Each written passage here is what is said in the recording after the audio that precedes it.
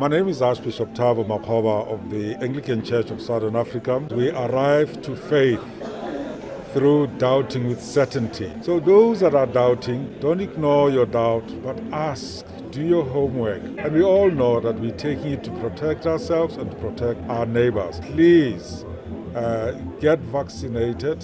Help yourself, help the broader populace. Do get vaccinated.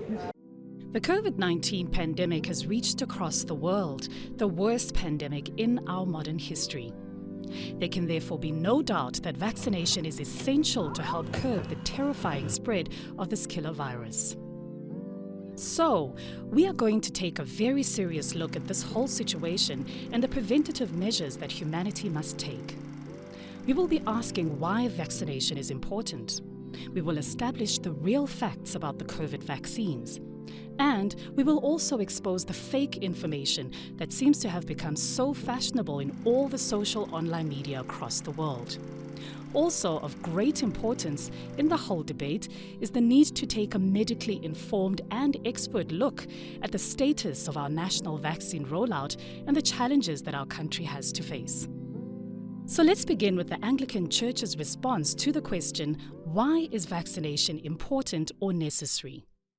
The Church needs to point out that not a single informed medical professional has contested the fact that COVID-19 vaccines produce protection against the disease.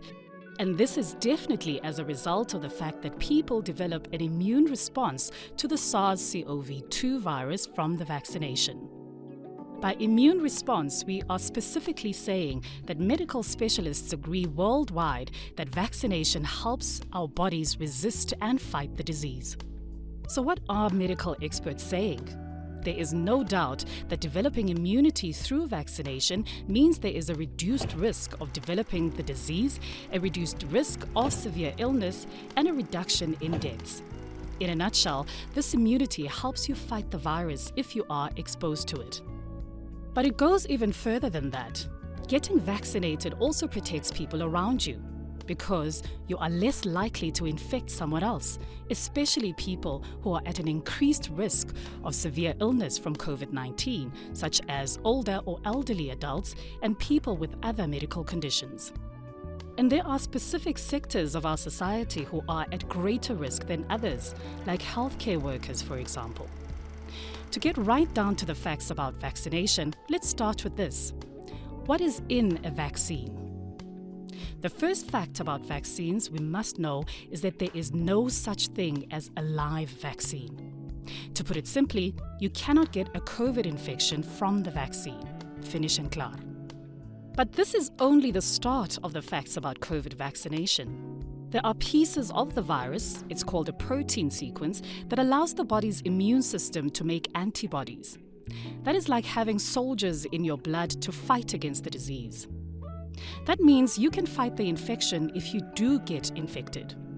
These vaccines can be described as pieces of protein that are either injected directly into your body, we call it getting a jab. It can also be achieved via another virus, which is also called a vector.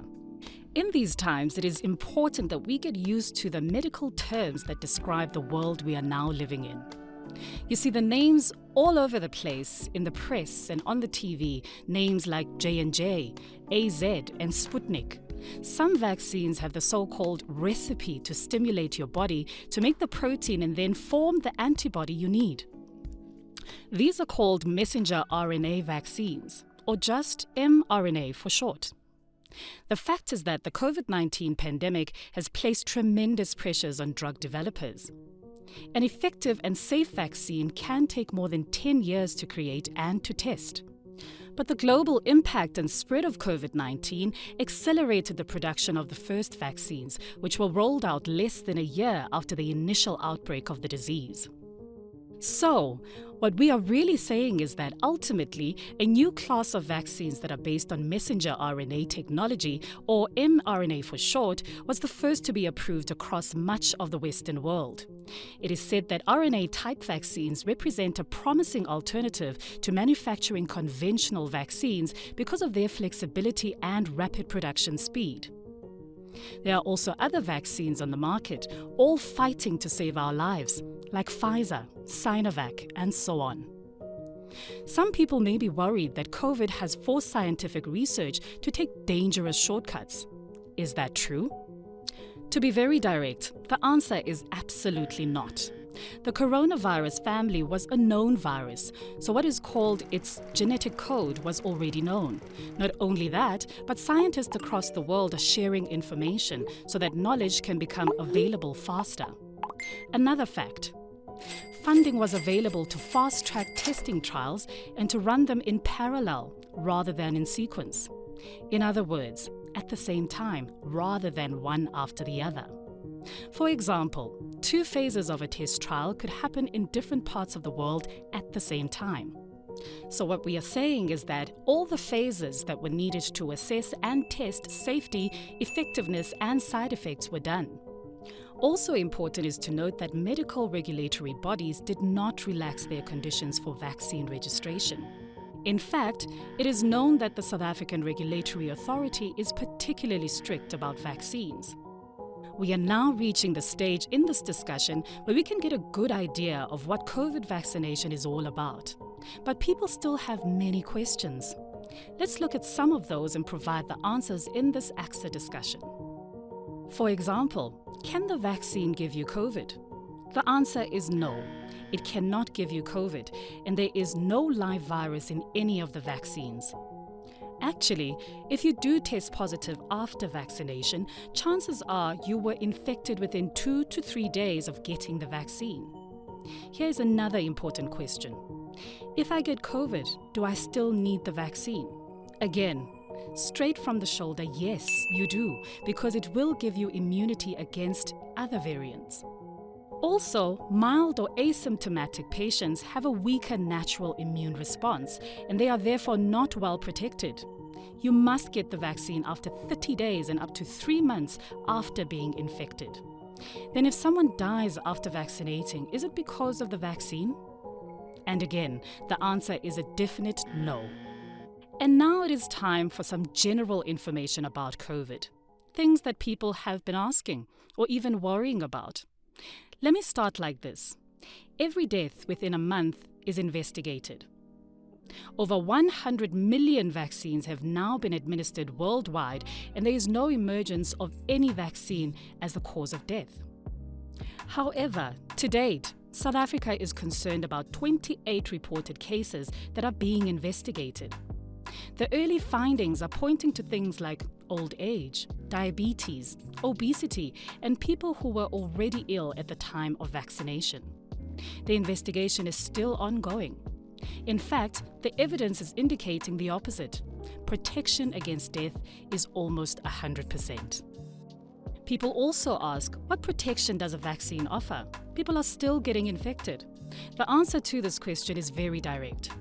The vaccine protects against severe consequences, and I am underlying these 2 words, meaning things like hospitalization and death. But some say that you can get infected after the vaccine is given. The actual fact is, evidence shows that 95% of reinfection is mild and 3% is moderate. Only 0.03% of health workers got severely ill after vaccinating. This, according to recent evidence from the Sisonke trial to protect healthcare workers. And, by the way, just in passing, Sisonke is not the same as a clinical trial. Rather, it is a way that research can help to make a vaccine available while the licensing process takes place. Vaccination also results in you being less infective. You transmit less of the virus, and therefore you are less of a risk to those around you. And here is another question that is often asked. How long does immunity last? Actually, this is an ongoing scientific question. To date, after 1 year, immunity is still strong, signaling the likelihood of many years of immunity. So, as you will have concluded by now, there are many questions in the public's mind about COVID and vaccination, like, will only high-risk groups perhaps be eligible for boosters? The answer is that we are still waiting for further studies to be done. And then, which vaccine is better? Are the Russian and Chinese ones as good as the Oxford one? The answer to this is straightforward. All vaccines in South Africa protect us against severe consequences. This is so because SA's regulators have been very strict, not only on the science that is involved, but also about the quality of the manufacturing process. And what does one say to people who think they should wait and see what happens? Well, the truth is the risk of the COVID infection is much higher than the risk of having an adverse side effect. Yes, we ride taxis knowing there is a risk of a fatal crash, but we do it because the risk is small.